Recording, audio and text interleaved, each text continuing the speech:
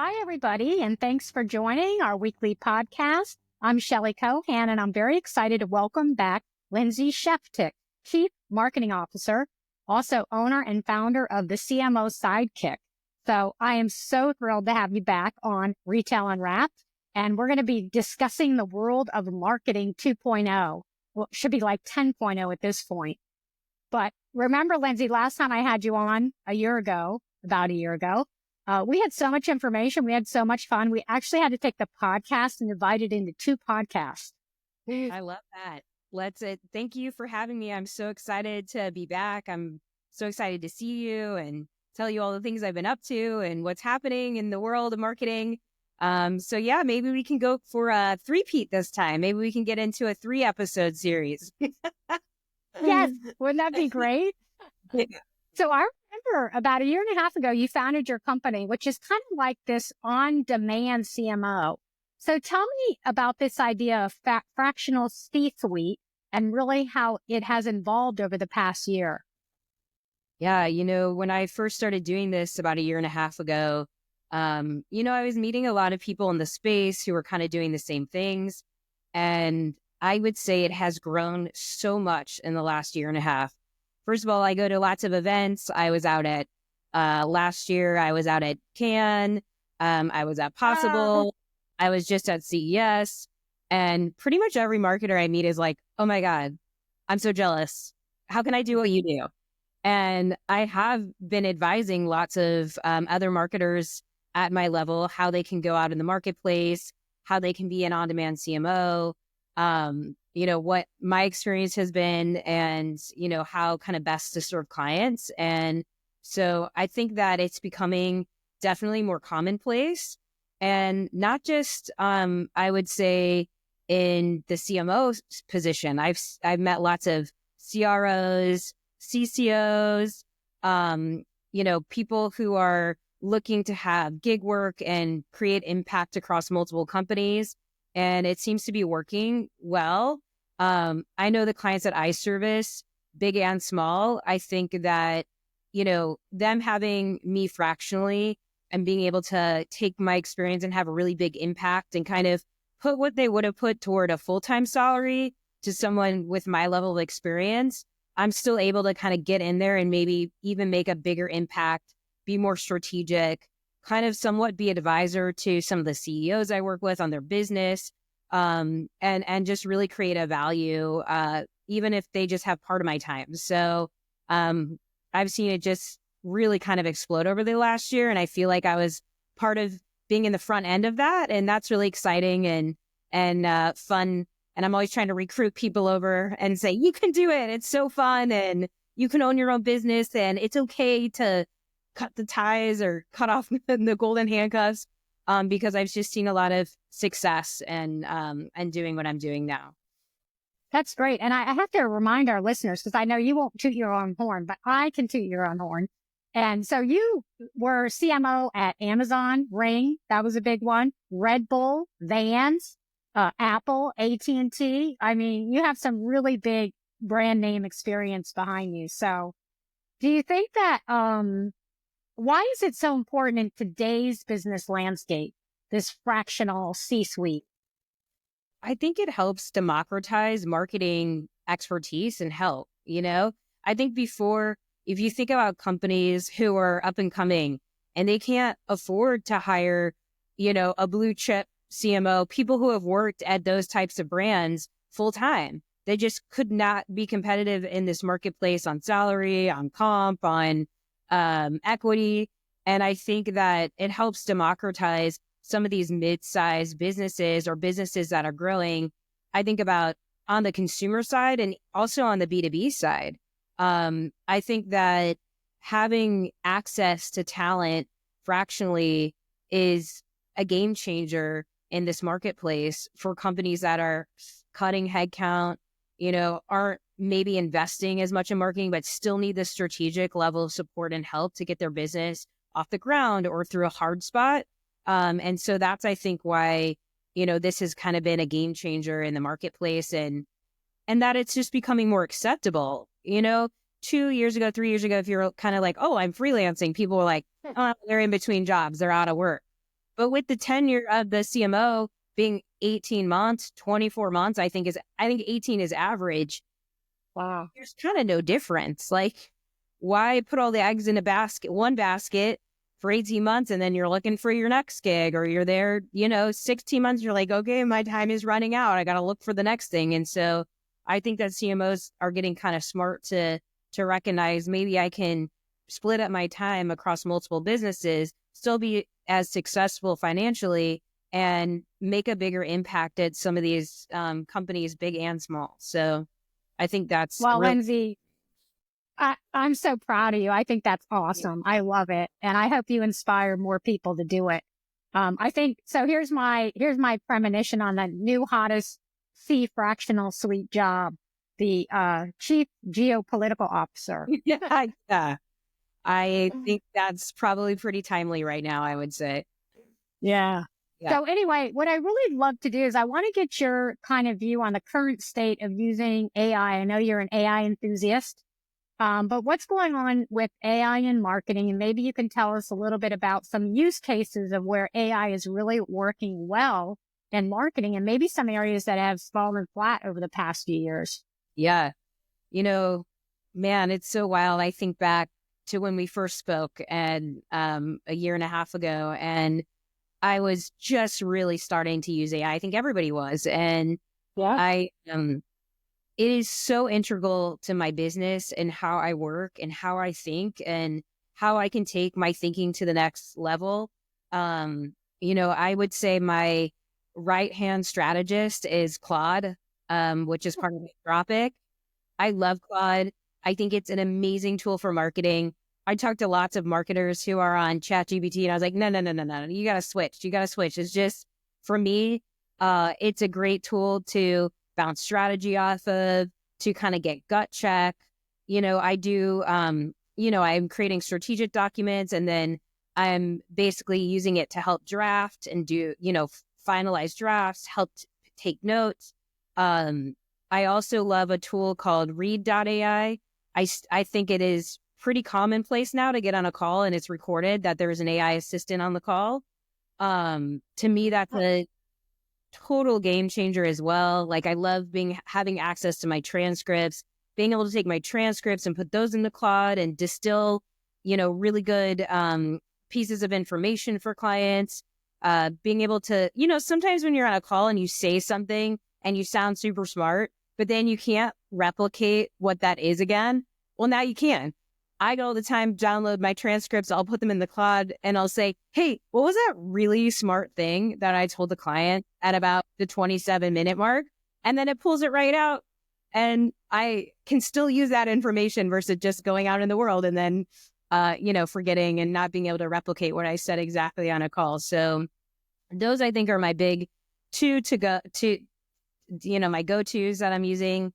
Shelley, have you heard of Gamma before? No. Oh my God. Actually, I think one of the professors at FIT who is in the math department, he mentioned Gamma. What is it? Gamma basically can create PowerPoints for you. So nice. Is over the last year and a half, probably 15 different tools. And I think Gamma has just risen to the top for me. It's very dynamic. It's very fast. It's very easy to use. A year ago, I was like, I just want to put like slide scripts into a tool and then just have it spit me out the slides. Like, why can't anything do that yet? Well, it's here. So Gamma is one that I'm really enjoying using. So those are, like, I would say, my top 3 tools. And then, I'm actually using a lot of AI with some of my clients. So I work with a client named Adomni. They're a digital out-of-home and kind of smart video everywhere platform. And we have been training a model. I've been working with their team who's developing the model to train a model to build dynamic strategy for video placements, for media planning, for optimization, for measurement. And that has been so exciting to kind of be able to peek behind the curtain into something that's being actively built, and to help kind of give my expertise in building that. So that product they've named Gene, Jeen. And I think it's going to be a pretty cool piece of technology to use for planning media and video content. That's amazing. Have you heard of agentic AI? I'm sure you have. What's your view on agentic AI and what's the use case for that for marketing? I haven't used agentic. I haven't used that one yet. I think that I kind of got my go-tos and then I'm testing kind of new ones all the time, but I haven't used that one yet. I think it has to do, maybe I'm not, it's agentic. So like an agent, it's using agent AI. And a lot of the retailers are using it in the shopping journey for conversational commerce. Okay, got it. Yeah. To kind of up the game there. Like almost like a bot, basically. Yeah. A sophisticated bot, exactly. Right. It feels like you're talking to a human. Oh, I don't know about you, but I hate being on the other end of talking to not a human. I still think there's value in human interaction. I still think, something I'm also not a fan of is just the podcasts that are auto-generated with AI. There's something about humans talking to each other. It just feels a little inauthentic. It feels manufactured because it is. And I still do think that AI is used the best with human interaction, with human training. I work on these documents all the time and it's wrong all the time. But you wouldn't know if you didn't have the experience, and to be able to kind of retrain it or wield it into the right direction. So, I was just doing some analysis this morning and it was like, no, your math is wrong. And I was like, oh, I apologize. My math is wrong. So, you can't, it's not foolproof. You still have to double check your work. And I, again, at the beginning said I use it as like a gut check because it's not always right.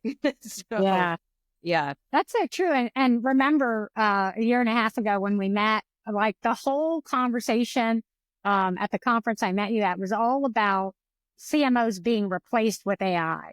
Yeah. And now, as we're sitting here today and we're reflecting back and just listening to what you said, that's simply not going to happen. Yes, it's going to replace some of the mundane stuff we're doing, but you're right. There's got to be a balance between the human and the AI kind of, working together.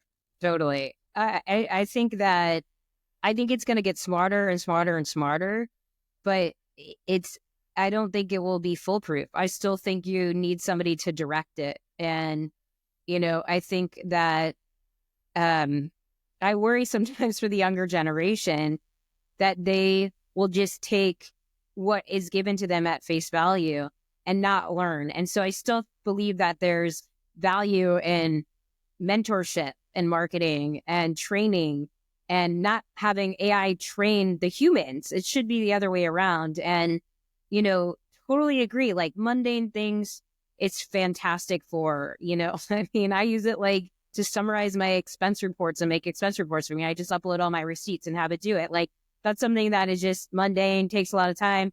I do that, then I can move that task off my plate in 30 seconds and move on to the next thing. So that's amazing. Oh my God. You probably just gave all our listeners the biggest tip ever. Like I haven't even done that. That's amazing. Yeah, that's a good one. That's a great hack. Just shortcut everything in my life. I love it. So I'm hearing all this buzz about, video fragmentation. Can you tell us what it is in layman terms and what's going on in this area and what should retailers and marketers be thinking about with video fragmentation? Wow. What a can of worms, Shelley. There are so many ways to buy video now and video advertising. And I don't even think most advertisers can keep it. You have streaming, you have OTT, you have direct, you have CTV, you have through programmatic. There's so many ways to buy and so many different types of media to buy that it's just become very confusing in the marketplace for marketers to figure out, like where do I place my bets? Where do I put put my money. There used to be, I think, a lot of value in going direct to, the Hulus, the ESPNs. Even now you can buy like Netflix, which is newer, to buy Amazon Prime. But now you can also buy these, video suppliers in all different types of places on Open Exchange and DSP and SMPs. And so I think that, right now we're kind of just seeing a lot of fragmentation, but I have a feeling over the next year or two that there'll hopefully be some consolidation of some of these partners coming together, because it is very hard for marketers to figure out, where do I spend my dollars? What CPM, if I have a low CPM here and I'm on a DSP, am I getting premium supply? Where am I showing up? It just seems like it's very hard to police at the moment. And then you have retailers who, like Walmart, who with the Vizio, and you have partners like T-Mobile that just bought Vistar. That's just more areas, right, where video advertising is becoming more fragmented, and brands are starting to add video, sell video advertising as part of their offerings as well. So it's just a really interesting world I think we're in right now, and there's lots of options. But I'm hoping in the next year or two that, and everyone's talking about fragmentation, that there is consolidation, or there are partners that really start to bring these kind of disparate ways that you buy advertising together, and then bring measurement all under one umbrella too. Yeah, that makes sense. It seems very complex right now. Yeah, I mean, especially on the measurement side, like if you're buying, measurement and also duplication of audience, you have audience that's watching in multiple places. So, how do you police that? And it's definitely a very interesting time. I also feel like the way, you have agencies that are buying and holdcos in different ways versus like boutiques, or even clients. Some client side, they're buying a couple channels here and a couple channels here and a couple channels here. And so, like, how do you pull that kind of reporting together? And how do you kind of start to, how are vendors going to kind of start to solve for some of those pain points for advertisers? Because there's just too many options right now. Yeah. I want to ask you about retail media networks. So this has really grown over the past couple of years. And initially it was really used as a revenue stream for retailers, to sell advertising space. But what I'm seeing now is that companies are really trying to better optimize retail media networks to really kind of deepen their relationship with the target market and drive better personalization. What are you seeing in this space, and what's the new era of retail media networks? Man, I love this topic, because I feel like just even 2 years ago that as a marketer, like on the CMO side, maybe you oversaw retail marketing, or maybe your retail marketing was part of your sales team, that you were kind of forced to buy it, right? Like to pay to play, you want to get into Target, you want good shelf space, you want Walmart, all the same, right? Home Depot, you had to spend X amount of dollars on the retail networks. Now, advertisers like myself, you want to spend your dollars there. The retailers, I think, have done a phenomenal job of getting the segmentation better. I mean, they're sitting on a treasure trove of customer data with habits that they weren't really utilizing before. Now they're utilizing that. And then they're expanding out from just site, or from, just in store to other places like CTV, for example, and even digital out of home, like near around store. And so I think that there's just, it's just a place where you can get somebody right at point of purchase and or close, and be able to close that loop on measurement with Circana, with other with Kochava, with other measurement.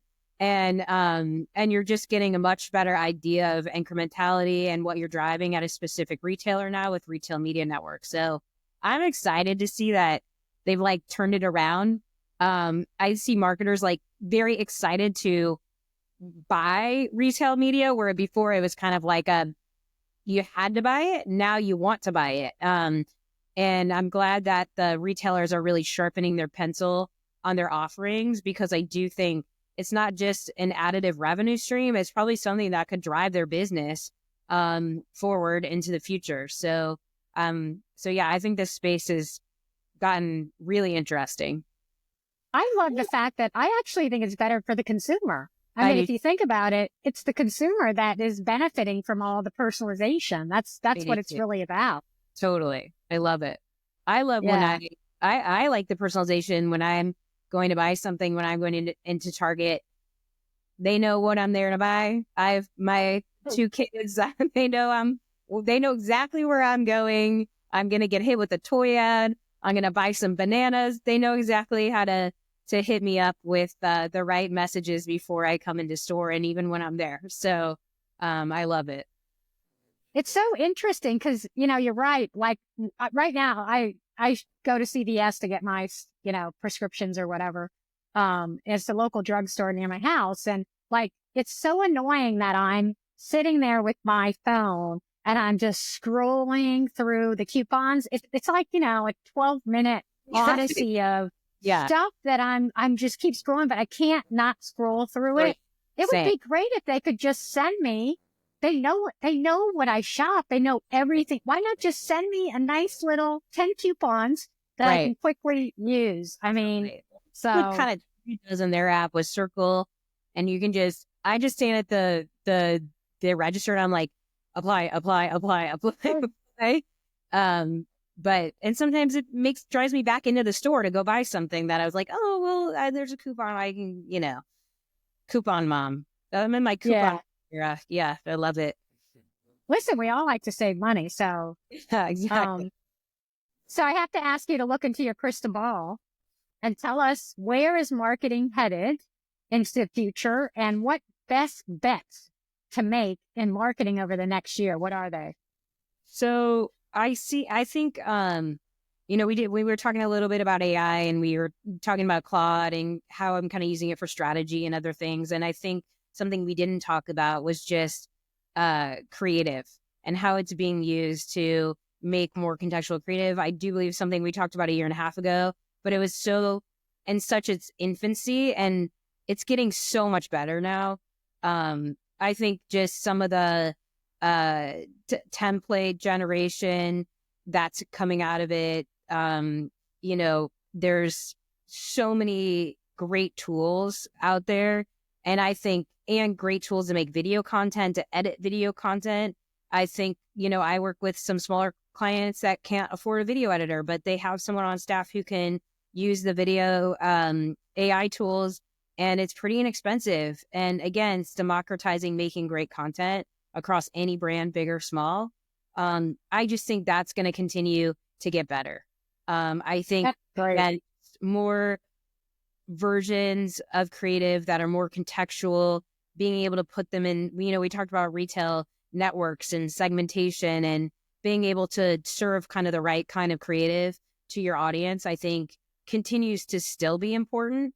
And I feel like if you're not doing that today, then you're not doing something right.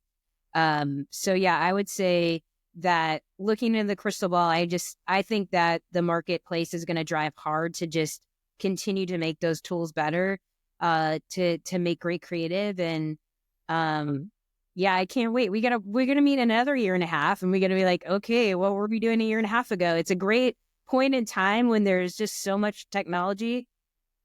I was talking to a friend. We were going to dinner, and she's like, yeah, I'm thinking about putting her kid in a coding class. And I was like, kids aren't going to need a code. Our kids you're not going to need a code. She's like, what do you mean? I'm like, AI is going to code it for you. And she's like, no, she's kind of laughing at me. And then today I sent her a link to Claude, just launched their code, their coding. I was like, see, told you. And I was like, this technology is changing so quickly right now.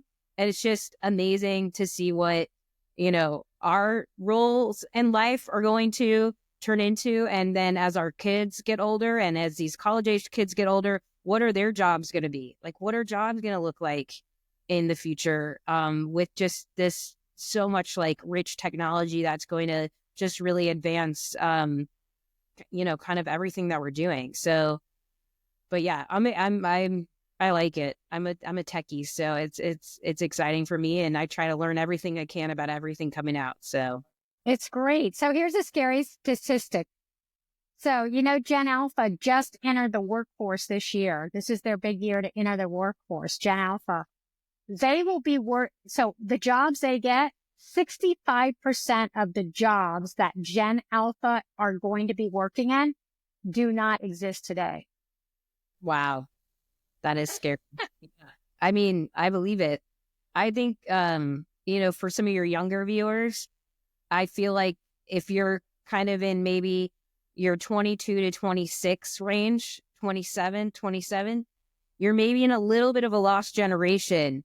And that generation behind you might leapfrog you because they have all this AI experience. And so my advice, and I mentor a lot of people across all of my clients in this age range, and I'm like, you need to learn this stuff.